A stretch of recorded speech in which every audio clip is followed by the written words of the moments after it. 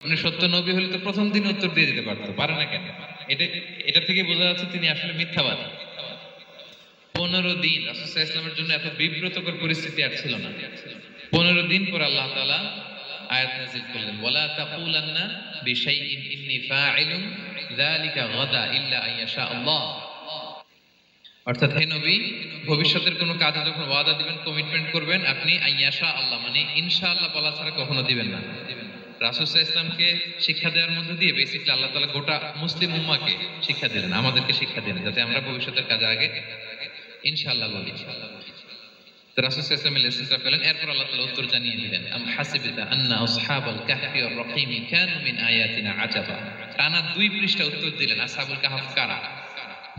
তাওরাত, জাবুর, ইনজিলে কোথাও এত বিস্তারিত উত্তর নাই আসহাবে কাহফের ব্যাপারে। আল্লাহ তাআলা আল কাহফ, সূরাতুল কাহফ নামে গুহাবাসীদের নামে একটা সূরা দিলেন, বিস্তারিত 2 পৃষ্ঠায় বর্ণনা করলেন তারা কারা। কুরাইশরা তো তাআজ্জুব বনে গেল, ঘটনা কি? মুহাম্মদের উত্তর কিভাবে জানলো? সে তো কারো কাছে পড়ে নাই, লেখে নাই, এই দেশের বাইরেও কোথাও যায় নাই। দ্বিতীয় প্রশ্ন ছিল যুলকারনাইনকে আল্লাহ আয়াত নাযিল করলেন, ওয়ায়াসআলুনাকা আন যিল কারনাইন কুল সাআতলু আলাইকুম মিনহু যিকরা। টানা আল্লাহ তাআলা প্রায় 1.5 পৃষ্ঠা, 1 পৃষ্ঠারও বেশি যুলকারনাইনের ঘটনা শোনালেন। আর রূহের কথা শোনালেন সূরা আল ইসরাতে, ওয়ায়াসআলুনাকা আনির রূহ কুলির রূহু মিন আমরি রাব্বি ওয়া মা উতীতুম মিনাল ইলমি ইল্লা কালিলা। রূহ এটা আল্লাহর স্পেশাল একটা অর্ডার, আল্লাহর আদেশে এটা ঢুকে আল্লাহর আদেশে বের হয়। এটা কেউ ছুঁতে পারে না, ধরতে পারে না, দেখতে পারে না। এটা আল্লাহর পক্ষ থেকে একটা মিরাকেল।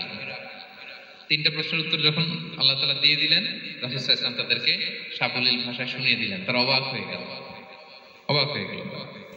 এইটা হচ্ছে সূরাতুল কাহফ নাজিল হওয়ার প্রেক্ষাপট। এরকম একটা সিচুয়েশনে নবুয়তির 5ম বছরে আল্লাহ তাআলা এই সূরাটা নাজিল করেছেন। এই সূরার কিছু ফজিলত আছে। রাসূল সাল্লাল্লাহু আলাইহি ওয়াসাল্লাম জুমার দিনে এই সূরাটা আমাদেরকে তেলাওয়াত করতে বলেছেন। আপনারা তেলাওয়াত করেন তো? সূরা কাহফ যদি জেনে না থাকেন আজকে থেকে করবেন।